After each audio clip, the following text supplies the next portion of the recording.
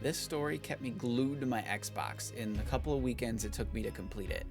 And I still feel like that says quite a bit given the amount of games I was hyped for, bought, and still have yet to play. Guilty. And also a warning, this may be controversial to my Mafia loving friends out there, especially the Vito stans. I get it, Vito's definitely special, but I think Enzo is now my favorite main character to date. His upbringing and how specifically it motivates him to think about how he wants to be perceived by the family he's fallen into, as well as a future family he dreams of having, are things that really make him relatable to me. I really liked Enzo in this game, but it was that feeling of wanting to turn on my Xbox to find out what happens next. That's what I loved about this game. The experience of moving through it, following all the twists and turns, letting my jaw drop a few times near the ending, and getting absolutely hype in the little callbacks to the other games. I had a good time with Mafia the Old Country, and the fun I was having left me open for the story to land the way it was intended, which is something some reviewers apparently didn't get to experience. I absolutely loved Mafia 1 and Mafia 2. These are games that were hella thematic, engrossing, awesome, that just really made you feel a part of, well, of course, the Mafia. And as many problems as we had with Mafia 3, with its ridiculous mechanics and repetitive nature, I'd actually rather play that game again than this prequel. Honorable man, but it seems I have to say, I feel like game reviews are getting increasingly negative these days. Since I've started writing scripts and making videos talking about video games, it's been kind of frustrating to see that after I play a game, I start watching the other channels that kind of inspire me to do this and talk about games, to see them be so negative on these games that I thought were pretty good, I liked, I had fun, and then just to watch them get absolutely dogged on is just this weird disconnect I'm getting with all the creators I like to watch. Then I sat down to write about how much I liked the Mafia the Old Country, and it kind of changed some things for me.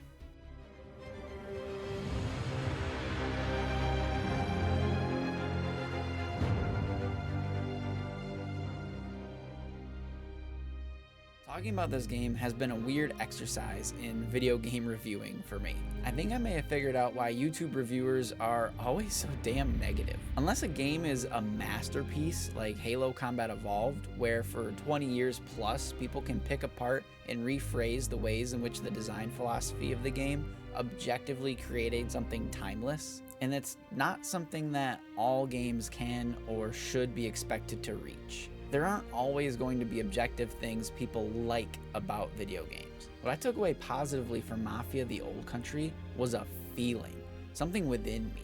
Sure, I'd recommend it to any and everyone, hoping that they may feel something within it too, but even in a game I liked, if I'm gonna sit and write an essay about whether or not it's a good game, it ends up being a lot easier to discuss the things I wish the game did.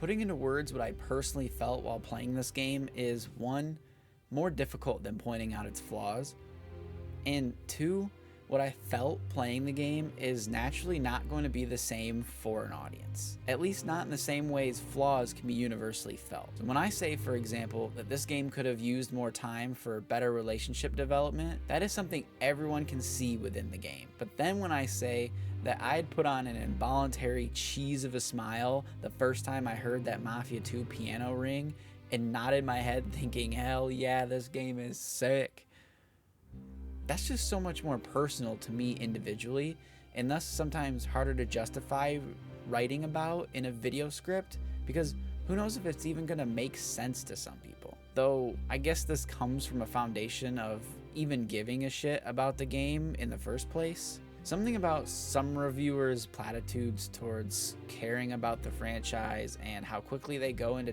dogging every single aspect of this game makes me question how much he actually tries to give a fair shot and enjoy the games he's playing.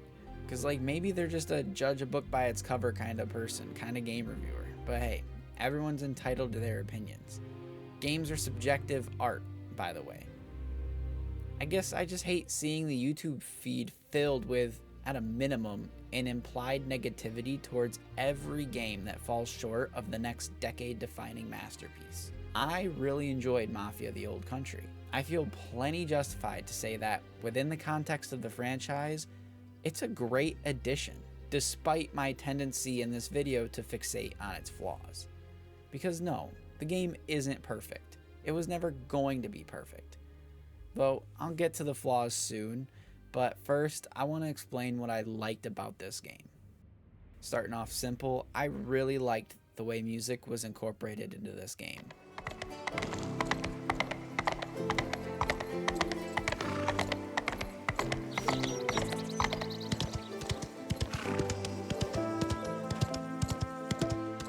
Always subtle tracks playing to dictate the mood of a given moment.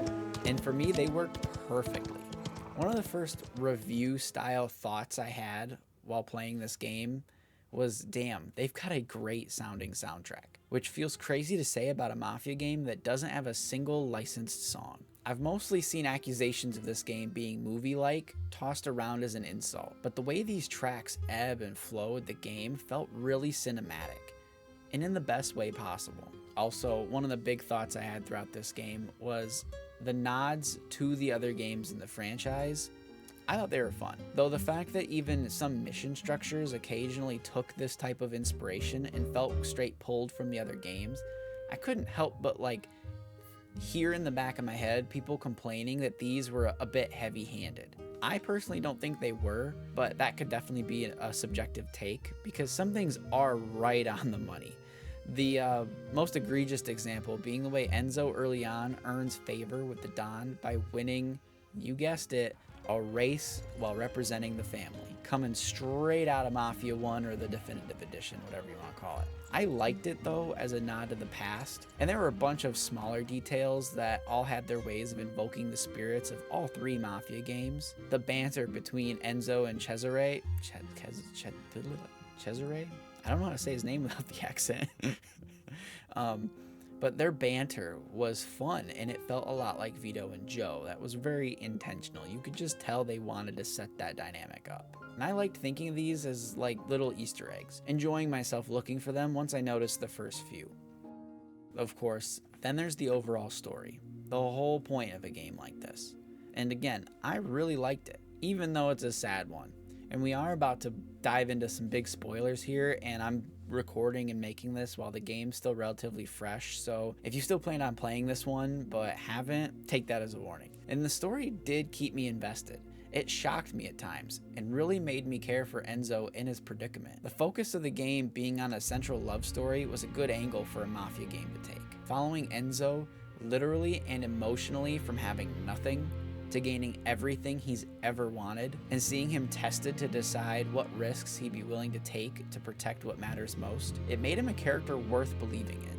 And buying into Enzo is how you grow to really care about this game once the credits roll. If that really doesn't take place for you, then the story won't really land. But it worked for me. In this game, for me running 30 hours, and I haven't played free roam yet, I swear, coming in at $49.99 is an amazing value for what you get here in 2025. The fact that I see so many people online complaining about this game just feels a little weird. I just have to bring that up.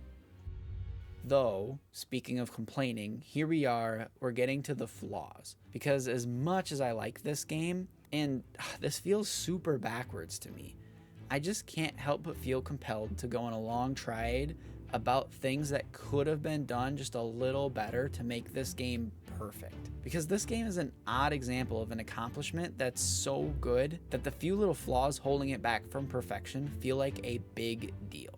And it just feels counterintuitive because now I have so much more to say about the things I didn't like about the game in a game that I liked. But liking this game is also why I care about these issues to this extent. To put it simply, this game very well could have been longer to be better. We just needed more of certain things. And let me explain, because I don't mean those things should have been any bloat or filler content. First, some of Enzo's relationships feel as though they could have been given more time to flourish. Like with Cesare. It was clear they were going with the Vito and Joe vibe here, like I mentioned before, and it worked. Let me be clear. For the first half of the game, this worked as most all the missions had the two working together with plenty of banter. In the later sections, we get more missions with Enzo on his own. So I could do with some backup. I can't. My uncle wants 6 of us on the collection run in case Spadaro tries anything. Alright. Once we reach the point where there's supposed to be a gradual falling out between the two, or at least a growing tension, we only get one short chapter of this change occurring, which is mostly explained through dialogue as gradual and taking place over some time, but to the player it feels like a really sudden change of behavior. And I mean, man, thinking about this ending, particularly getting time to allow us to be more in the mind of Cesare in the finale, the shock of his final decisions hit me hard, and I truly was not expecting them. And I don't feel like I completely understand his point of view given what I know and have seen from him. Getting more time to spend with him, especially in his transition to his angry state in the late game, would have been really cool to see and given some great context for why the ending played out the way it did. And the flip side happens with Isabella, Enzo's forbidden love interest. While she'd pop up for a quick conversation in most missions, I mean, it was supposed to be a secret after all, so, you know, take that with a grain of salt. There wasn't a ton of gameplay where the player got to interact and spend time with the character to really get to know and care about her. You get the walk in the city, the horse ride, and the final car ride, and those are really about the only extended gameplay sections with Enzo and Isabella together. And with how absolutely critical these characters are to the plot and how that plot is received by the player, I would have been totally okay with a bigger price tag and a longer game if it meant we could spend more time developing the relationships between all these characters. And now, more generally, for the flow of the entire story, I feel like that the game's final hours come across as a bit rushed. Particularly once Luca dies. We start seeing larger time jumps between the chapters, and we start seeing characters' moods about all these events change in pretty large ways between these chapters. You're back. How are you doing? Good trip? Not that you'll tell me about any of it. It was business. You know that. Hope you raised hell. I mean, the first half of the Whatever it game felt was. really gradual in the escalation of the mafioso activities, and the pace of the plot felt steady. But after this point, which was obviously like the climax of the story, but that falling action afterwards, things just really ramped up in a kind of out of control way. Not necessarily in a, this is to mirror how Enzo is feeling kind of way. Where this feels what I'd say the worst is the mission after taking out Spadaro, where you snuff out his capos in order to fully control the valley. Before this mission, there was a significant time jump, and you see the tones and moods of all the characters have changed off screen. Enzo has now made 2 large jumps in status within the family, given through cutscenes, but with no real change in gameplay, wardrobe, or anything tangible to the player beyond what was seen in the cutscenes. Then there's the obvious notion that Cesare is pretty upset that he didn't get the promotion, although he won't admit it due to hardly speaking. Taking some time, thinking up missions that could have filled this period, and spreading these things out, and most importantly, letting Cesare's anger take some time to bubble up and be seen and felt by the player. And maybe also giving some real small hints that the Don may be suspecting something between Enzo and Isabella. Possibly letting Enzo attempt to run the sulfur mine and becoming more disillusioned than ever and ready to leave. This all really could have helped the ending land a little smoother than it did. It was just kind of jarring the way in which taking out the capos really felt anticlimactic after the duel with Spadaro. Normally something like that would be the end of a rival gang conflict. Spending time like this just to wrap up some loose ends felt a little weird, especially how it was coded in all the other drama between the characters. It just kind of made it too noticeable that they were using this mission as nothing but a shoehorn to show the player that Cesare is mad and building resentment, but they're not going to tell you why. And I mean, again, not that any of this is game or story ruining. It was really only something I came to think about in the week after completing the game.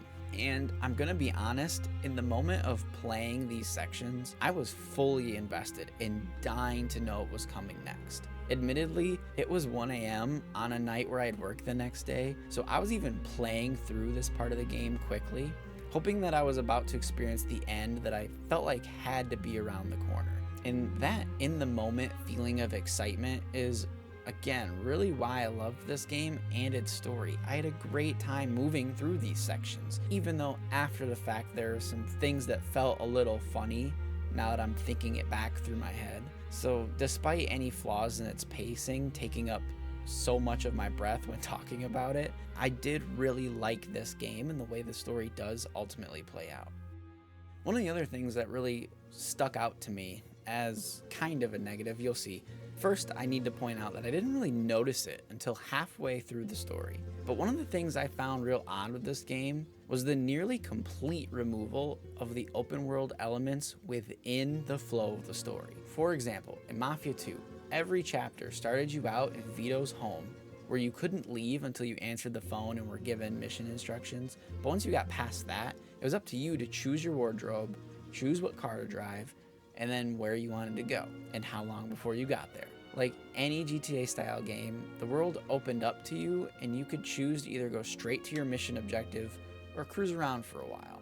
And where Mafia always differed from the GTA franchise is that they don't really litter the world with tons of legitimate things to be doing while ignoring the story. Mafia always had the similar open world, just without all of the detailed side content to complete on the side. Because it was, again, much more story focused. It wanted you to get to that next mission. So for Mafia, the old country, this dynamic just doesn't exist for the most part. If there's an exposition-based conversation that they want to give the player while traveling, they'll open the chapter up with you already driving towards the mission with all the characters in play or in the vehicle. And it resembles the way these games normally work, but without the player control or choice in the matter. Again, for the most part. There were still specific missions that let you start from a safe house and make your way across the map at your own pace. But there were so few of these, and they didn't appear until pretty late in the story, where at that point I was invested in what was happening and headed straight to the mission marker without question. To be honest, I'm not sure how I really feel about this change. Because on one hand, it helps the story flow much more seamlessly when you carry it out this way. There are definitely times where GTA style games can suffer from disconnectedness in the storyline when players spend large chunks of time away from the story. But there's also a bit of an expectation that a game like this would let me explore the world between missions.